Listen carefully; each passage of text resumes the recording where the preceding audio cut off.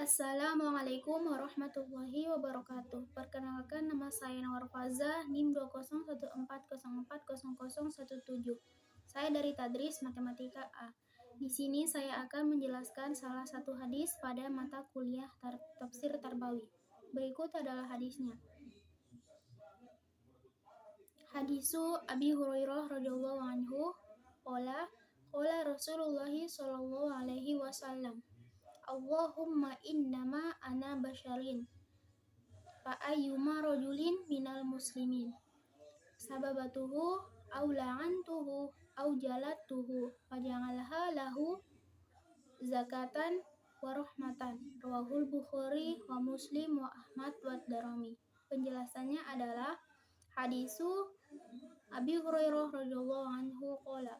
Hadis yang disampaikan oleh Abi Hurairah radhiyallahu anhu, semoga Allah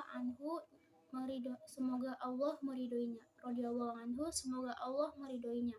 Qala, ia berkata. Hadisu Abi Hurairah radhiyallahu anhu qala. Hadis yang disampaikan oleh Abi Hurairah, semoga Allah meridhoinya, ia berkata. Qala Rasulullah sallallahu alaihi wasallam.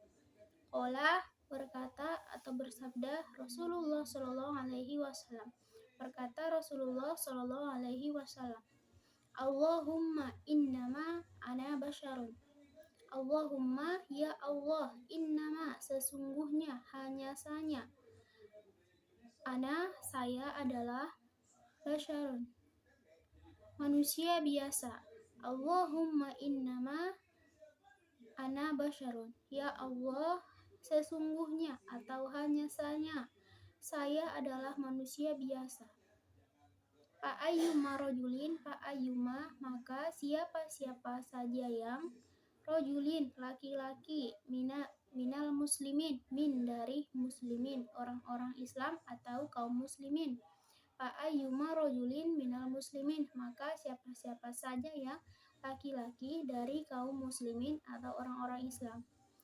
Sababatuhu, aku pukul, aku hina atau cerca ia. La'antuhu,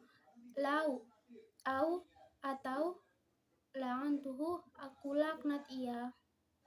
Au jalatuhu, atau jalatuhu, aku pukul atau cambuk ia. Sababatuhu, au la'antuhu, au jalatuhu, aku cerca atau hina ia, atau aku laknat ia, atau aku pukul atau cambuk ia. Faja'alha, maka jadikanlah ia dari kesalahanku zakatan, sebagai zakat atau pembersih bagi dirinya, warahmatan, dan sebagai rahmat baginya. Rawahul Bukhari wa Muslim wa Ahmad wa Darimi. Hadis yang diriwayatkan oleh Bukhari, Muslim, Ahmad, dan Darimi.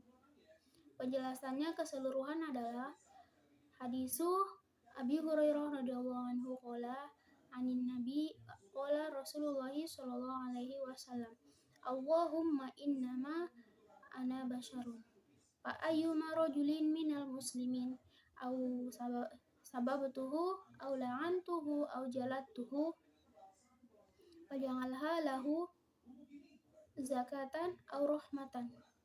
Hadis yang disampaikan oleh Rawahul Bukhari wa Muslim wa Tirmidzi, Rawahul Bukhari wa Muslim wa Ahmad wa Darimi. Artinya, hadis yang disampaikan oleh Abi Hurairah radhiyallahu anhu, semoga Allah meridhoinya, berkata, Rasulullah sallallahu alaihi wasallam bersabda, ya Allah, sesungguhnya atau hanya saja, saya adalah manusia biasa. Maka siapa-siapa saja yang laki-laki dari kaum muslimin, saya hina atau cerca ia, atau saya laknat ia, atau saya pukul atau cambuk ia, maka jadikanlah ia dari kesalahanku baginya sebagai zakat atau pembersih bagi dirinya dan sebagai rahmat baginya. Hadis yang diriwayatkan oleh Bukhari, Muslim, Ahmad, dan Darimi. Kemudian penjelasan hadis ini secara keseluruhan adalah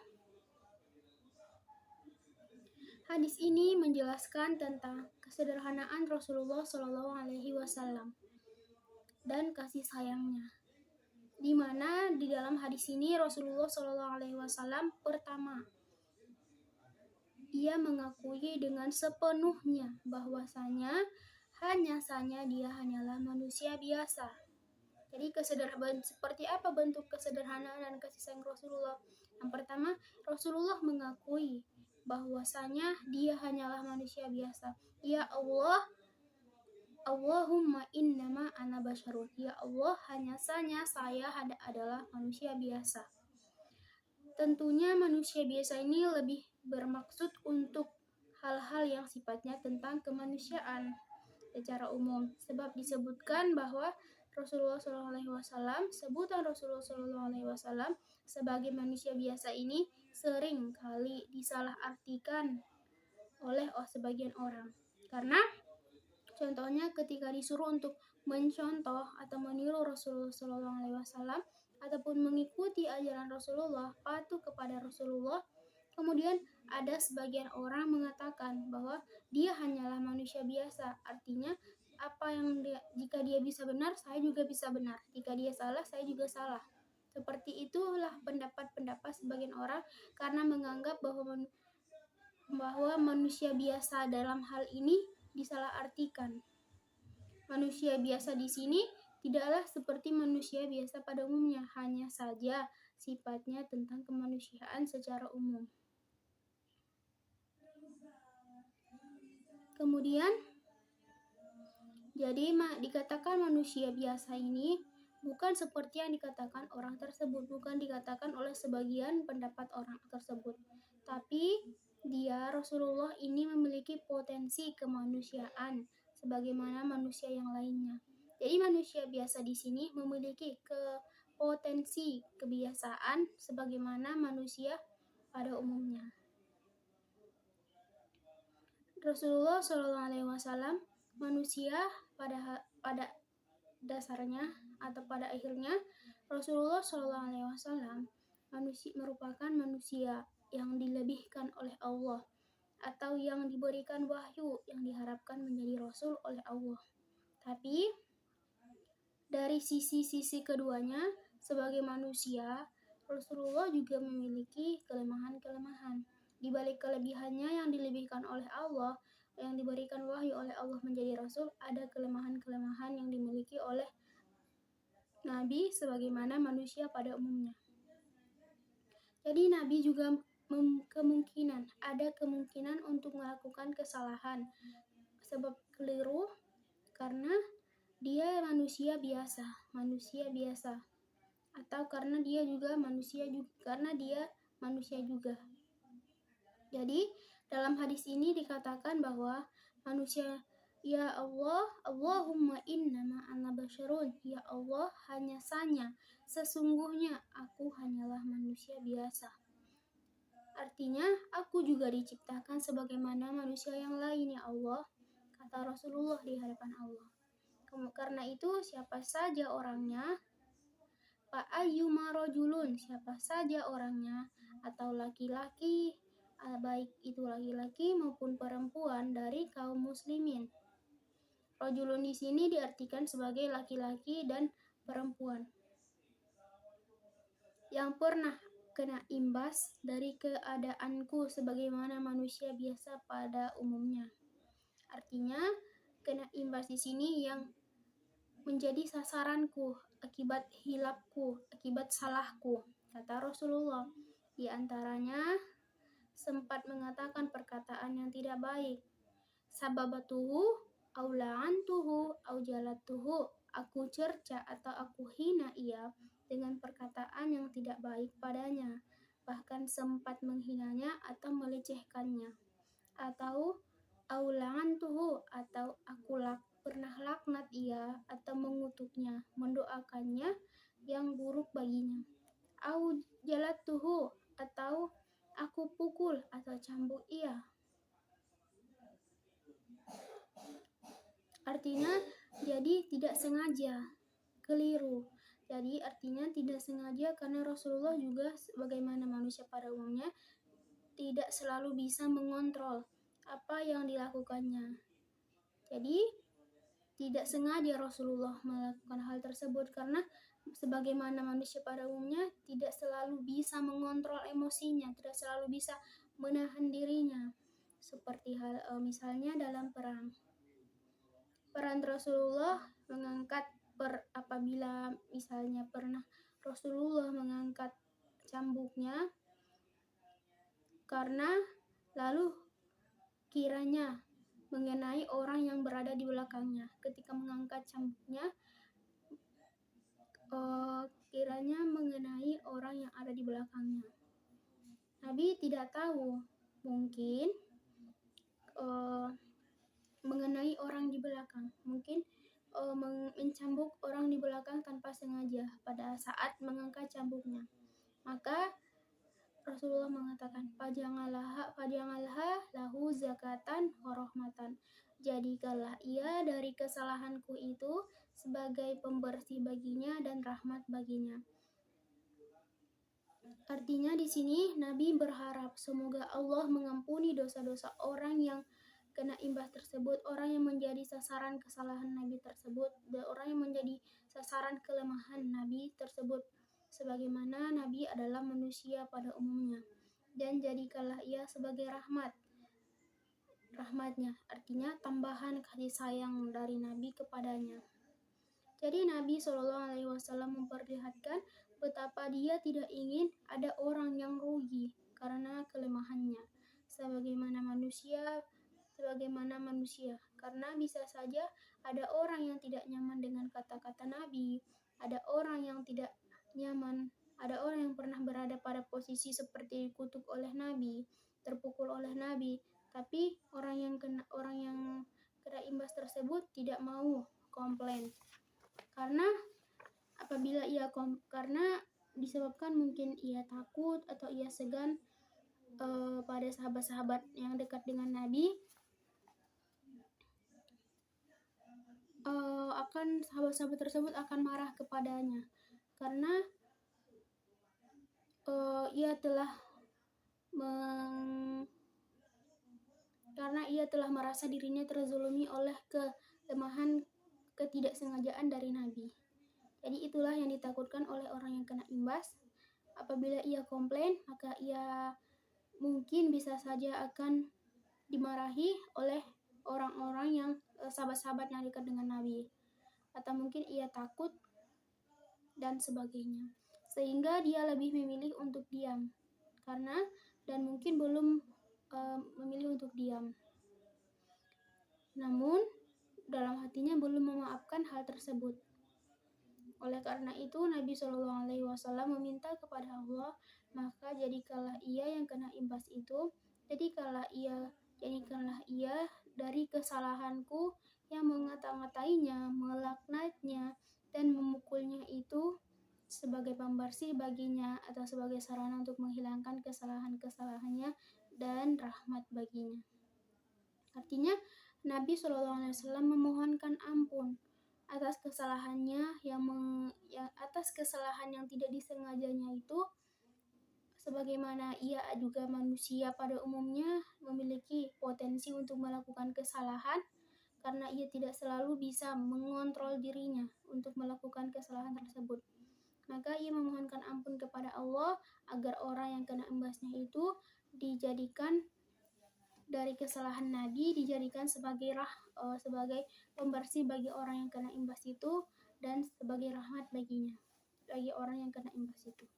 Jadi kaitannya dengan pendidikan adalah hadis ini menjelaskan tentang bagaimana kepribadian seorang pendidik atau seorang guru yang baik, atau bagaimana seharusnya seorang guru memiliki kepribadian. Seperti halnya seorang guru tidak boleh menganggap dirinya atau sisinya tidak tersentuh oleh kesalahan. Jadi seorang pendidik tidak diperbolehkan atau tidak boleh menganggap dirinya guru selalu benar. Prinsip dari guru selalu benar itu tidak boleh. Artinya dia juga harus mengakui kesalahannya sebagaimana manusia biasa. Karena ada pendidik yang kalau dia salah, dia tidak mengakuinya. Yang salah adalah muridnya. Misalnya, yang terlambat adalah gurunya, tapi yang disalahkan adalah muridnya. Yang bermasalah adalah gurunya, tapi yang jadi sasaran kemarahannya adalah muridnya. Jadi guru juga manusia biasa, guru juga pasti tersentuh oleh kesalahan sebagaimana nabi yang paling mulia saja, Nabi SAW yang merupakan kekasih Allah saja mengakui bahwa dirinya adalah manusia biasa. Bagaimana dengan seorang pendidik? Bagaimana ia merasa dirinya lebih tinggi derajatnya dibanding Nabi? Nabi saja merendah. Bagaimana dengan seorang pendidik yang merasa dirinya lebih tinggi, lebih melangit daripada Nabi? Jadi, seorang guru tidak boleh merasa dirinya tidak tersentuh oleh kesalahan. Guru tidak selalu benar. Prinsip itu merupakan prinsip yang salah. Karena Nabi saja mengakui bahwa saya adalah manusia biasa, ya Allah. Maka, maafkanlah saya. Nabi mengakui bahwa dirinya adalah manusia biasa, memiliki potensi-potensi kemampuan untuk melakukan sebuah kesalahan. Begitupun dengan guru yang merupakan manusia biasa. Berarti kemungkinan besar lebih melakukan kesalahan yang besar atau yang lebih sering daripada Nabi. Jadi seorang pendidik harus memiliki kepribadian yang ia juga berpotensi untuk melakukan kesalahan. Jadi guru itu harus merendah diri, menyadari bahwasanya ia juga mempunyai kekurangan. Dia juga mempunyai sesuatu yang seharusnya ia dapatkan namun tidak boleh ia dapatkan. Jadi jika ada masukan atau saran-saran yang diberikan oleh orang lain, jadi wajar saja karena dia juga manusia biasa. Pendidik juga manusia biasa. Kemudian pendidik tidak boleh merasa bahwa ia sudah berada di atas manusia lain. Jadi artinya tidak boleh merasa tinggi hati, tidak boleh merasa sombong. Karena mungkin saya sudah kuliah, saya sudah melewati tahapan-tahapan itu, jadi saya lebih tahu darimu. Prinsip seperti itulah yang harus dihilangkan dari seorang pendidik, merasa dirinya lebih dari orang lain. Karena balik lagi kepada Nabi saja yang merupakan kekasih Allah, yang merupakan Nabi yang sangat mulia, Nabi yang intinya manusia yang sangat sempurna. Ia saja mengakui dirinya adalah manusia biasa. Bagaimana dengan seorang pendidik yang berada jauh di bawah seorang Nabi Muhammad SAW.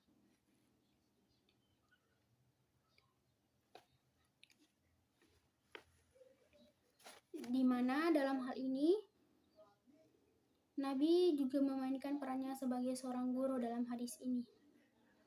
Sisi seorang guru dijelaskan dalam hadis, sisi sebagai seorang pendidik dijelaskan dalam sisi seorang pendidik itu dijelaskan melalui Nabi dalam hadis ini.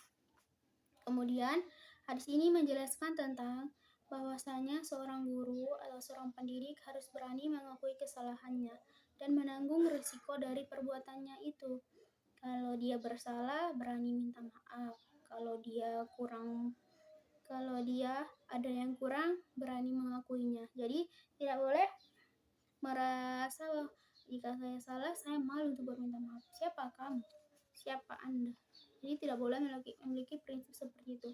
Apabila salah, minta maaf. Apabila mengakui bahwa kalau ada yang kurang, berani mengakuinya. Jangan merasa diri paling sempurna. Kalau ada yang dimarahinya tanpa sebab yang jelas, maka berani mengakuinya dan menanggung konsekuensi dari kenapa ia memarahi orang tanpa sebab tersebut. Jadi harus berani mengakuinya dan menanggung resikonya, menanggung konsekuensinya. Sepertinya dimarahi balik kah? Jadi harus berani menanggung resiko dari kesalahannya tersebut. Jadi guru itu mempunyai sisi yang sama di hadapan Allah. Para pendidik mempunyai sisi yang sama di hadapan Allah. Karena mungkin saja ada kata-kata yang melebihi atau melewati batas. Mungkin saja sikap agresifnya sampai mengata-ngatai peserta didiknya dengan melaknat anak didiknya, mungkin saja tangannya atau rolnya atau pukulannya melebihi dari yang seharusnya, artinya ia memukulnya. Jadi itu harus diakui dan dengan berani minta maaf dan menanggung risiko yang kemungkinan terjadi. Kemudian guru itu harus ikhlas. Guru itu harus mengajar dengan ikhlas. Karena mengajar itu adalah ibadah, sesuatu yang mendapatkan pahala dikembalikan kepada Allah Subhanahu wa taala. Mengajar itu adalah ibadah yang suatu saat akan mendapatkan balasan dari Allah Subhanahu wa taala. Mengajar itu artinya sama halnya melanjutkan tugas dari Rasulullah dalam menyampaikan kebenaran.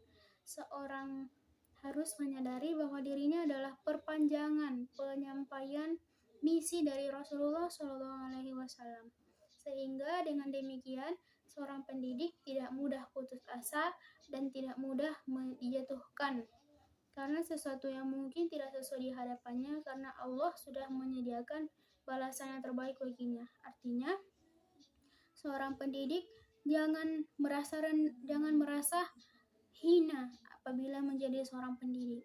Mungkin fasilitas yang kurang, mungkin hal-hal yang diharapkan tidak sesuai dengan kenyataan. Jadi tidak boleh putus asa, karena yang mengajar pasti memiliki tantangan. Tantangan itulah yang pada akhirnya nanti mendapatkan pahala di hadapan Allah Subhanahu wa taala, akan mendapatkan pahala dari Allah Subhanahu wa taala, akan mendapatkan balasan yang terbaik dari Allah Subhanahu wa taala untuknya. Jadi seorang pendidik haruslah mengajar dengan ikhlas, karena ia merupakan perpanjangan penyampaian misi dari Rasulullah. Jadi demikianlah yang dapat saya sampaikan. Saya ucapkan terima kasih. Assalamualaikum warahmatullahi wabarakatuh.